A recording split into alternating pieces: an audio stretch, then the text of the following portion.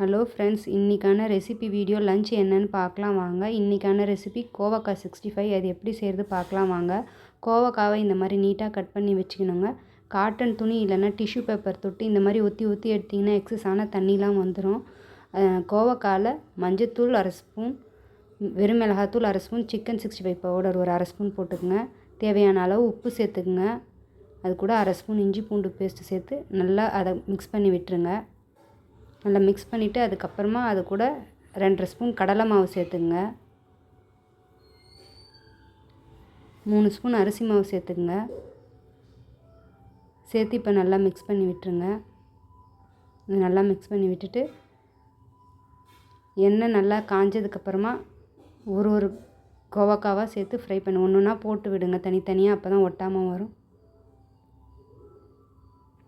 போட்டு நல்லா ஃப்ரை பண்ணி கோல்டன் ப்ரௌன் ஆன உடனே எடுத்துடணுங்க. இது ரெடி ஆகிடுச்சு, எடுத்துட்டாங்க. கோவக்காய் ஒரு வாட்டி இந்த மாதிரி ட்ரை பண்ணி பாருங்கள். இந்த டேஸ்ட்டும் நல்லாயிருக்கும். ட்ரை பண்ணி பாருங்கள். இன்றைக்கான லஞ்ச் என்னன்னு பார்க்கலாம் வாங்க. சுட சுட சாதம், கீரை கடையல், ரசம், கோவக்காய் 65. Thank you friends. தேங்க்யூ ஃபார் வாட்சிங். தேங்க்யூ.